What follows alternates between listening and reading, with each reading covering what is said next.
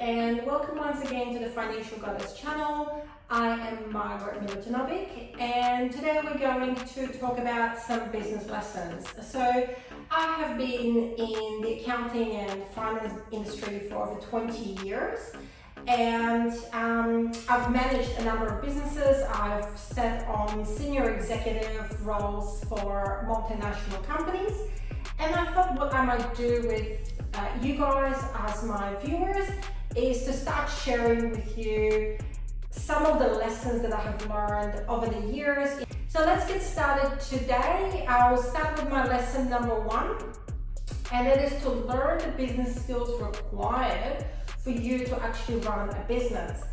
Time and time again, people will go into a business because they have a passion for something. You might be an amazing hairdresser or a great plumber, a fantastic fashion designer, great chef, and you have a vision. But it takes a lot more than your vision and your primary skills of expertise to turn it into a successful business. This is where I work with my clients in a business coaching capacity to teach them the skills that they need to succeed as a business owner, because you're moving from being a technician, which is basically doing the job yourself and having the skills, to now wearing lots of different hats and needing to be aware about all aspects of running the business. So some skills that you need to learn are things like understanding the financial reporting. So everyone starts off somewhere, and you might have some sort of accounting software, maybe Xero, Mail, etc. Maybe you have a bookkeeper or an external accountant that prepares financial reports, or maybe you've gone to YouTube tutorials and you had a look at how to pull those reports out yourself. The thing is that what is important is to know how to read them, what profit and loss tells you, what the balance sheet tells you, the other reports that you can pull out and the significance of them and what you should be paying attention to. The next key skill is cash flow management, and for that reason I have dedicated a whole series on cash flow coaching on this YouTube channel. So if you haven't checked it out yet, please make sure you do so.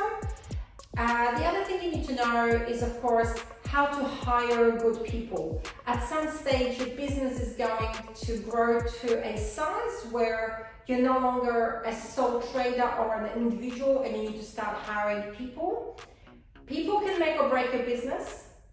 So it's important how to hire the right types of people, because of course you're investing your time and your money and putting your business reputation on the line.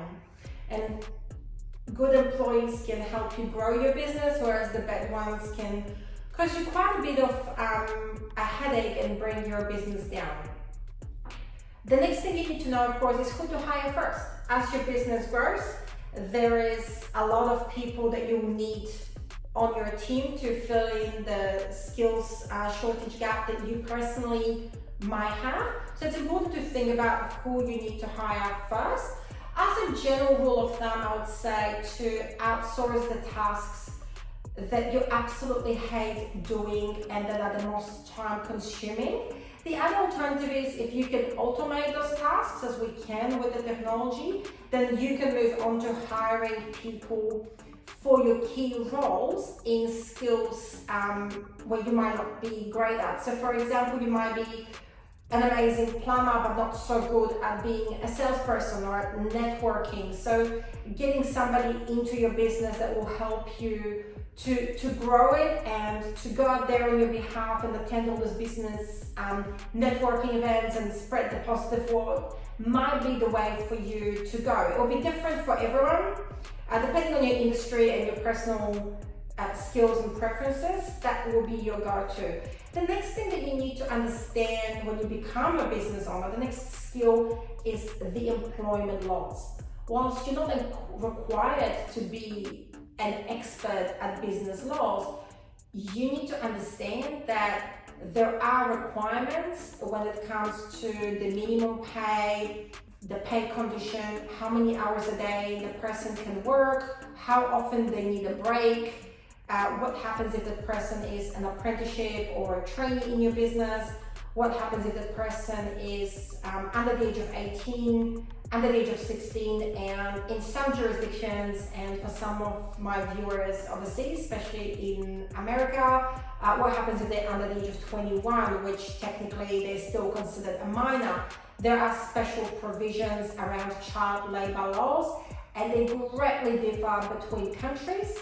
Even here in Australia, the child labor laws vary greatly by state. So this is particularly important as your business starts expanding interstate, or if your business starts expanding overseas, to be aware of what you can and cannot do so you don't get in trouble with the law. Of course, at some point in time, you do need to hire an expert in that particular country, but as a business owner, the buck stops with you.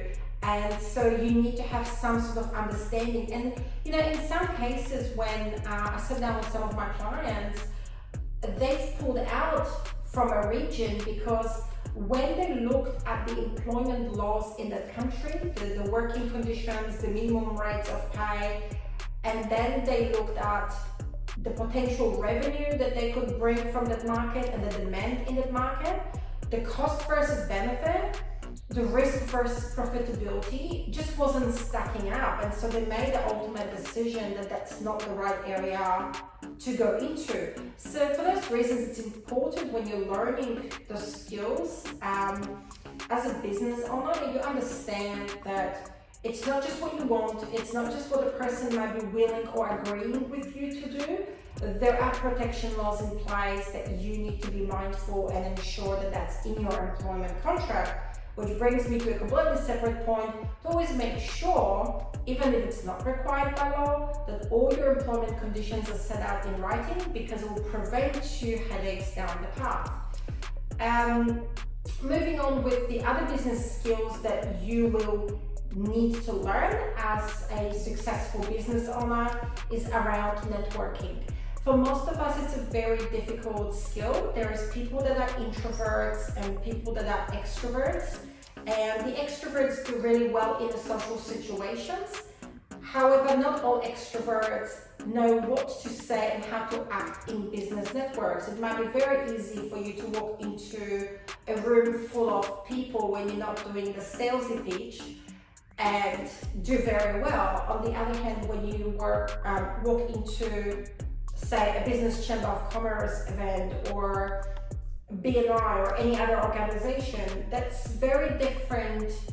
That's a very different situation, and you need to be aware of what you need to say, and even things with how you need to dress and how to approach the situations. They're very important. And so when you don't have the skills, or if you're naturally shy and introverted, they are the skills that, at least to some degree, you will need to develop, because people do business with people that they know, that they like, and that they trust. And no amount of money spent on marketing and advertising will replace that factor.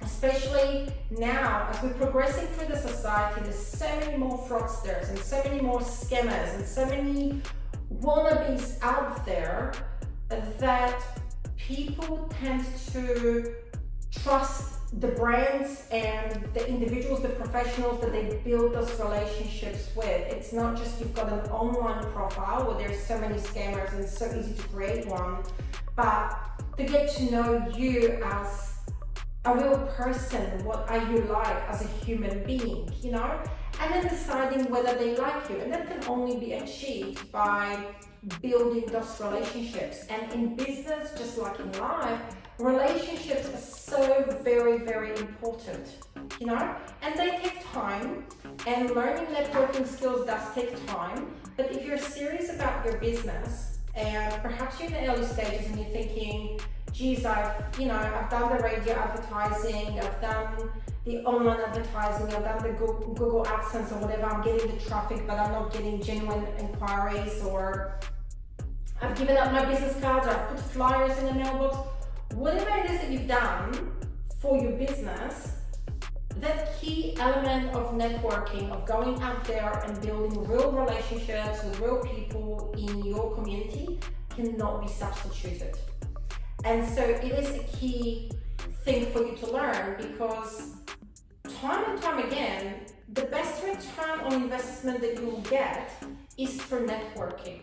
It is through the word of mouth. And you know, when you're first starting out and you don't have any clients, or your only clients are your family and friends, it's great that they're supporting your business, but that's not going to help you to be a true, successful and profitable business owner. You need more people. And so how do you get more people? It's great that your family and friends start referring to you, but you need to put yourself out there as well. You need to let people know that you're open for business, that you want to do business with them, and you need to showcase your skills and your expertise as well, and your professionalism. So all these things are important. As your business grows, then it becomes a word of mouth. If you're very good at what you do, and people love you, and they love the results that you can create for them, then the word of mouth will continue to spread. And then if you combine that with you having a physical presence and networking, then it goes completely to another level. You don't even have to spend any money at that point in time into advertising and marketing your business. And if you do, that's great. But if you don't, that word of mouth and your physical presence and the fact that people know that they can trust you, that you know what you're talking about, will help your business a lot more than any other investment. Now, the next key thing that you need to learn when you become a business owner, or you're thinking about running your own business, is to learn the leadership skills. And that is so important because, you know, some people have naturally born within them the leadership skills. However, majority of us out there, we learn the skills along the way, and there's many different leadership styles. So you have to find one that works for you, but you have to learn the leadership skills, because the game changes when you move from being that technician that I've mentioned before, that it's just you on the job doing the grind and doing the work yourself and using the skills and knowledge that you've built up over the years. You are now the face of your business. You now employ people. You might now have subcontractors. You now have relationships with suppliers. You now have employees or trainees or people that you are mentoring. Maybe you're at a level where you're doing speaking engagements. You are now a business owner. So you now need to learn leadership skills. You need to learn how to lead your team. And I can briefly tell you that being authoritarian and barking at people is something that might have worked decades ago, but it doesn't work in today's day and age. And it doesn't work when you're hiring the millennials and Gen X, you know, and Gen Z that is now coming up into the workforce as well. So a good leader needs to know what motivates people and what makes them tick. And it's not the money. You'll be surprised that just throwing more money at someone doesn't necessarily mean that they're going to do a great job for you or that they're going to stay. There's many different things that motivate many different people. And you, as a great leader, if you learn the skills and then you learn how to hire good people, then you'll be a lot more happier with your business and you'll be able to continue to move it to the next level.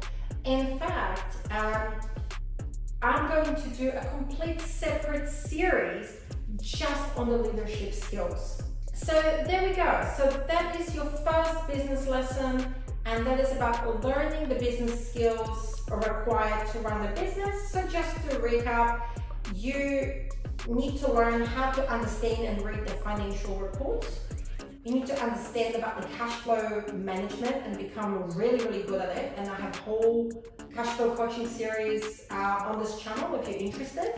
You need to know how to hire good people, who to hire first, understand employment laws to at least some extent, learn networking skills, and learn leadership skills. And that's your very basic skeletal structure. And then of course you can learn a lot more technical and other skills within your business as applicable.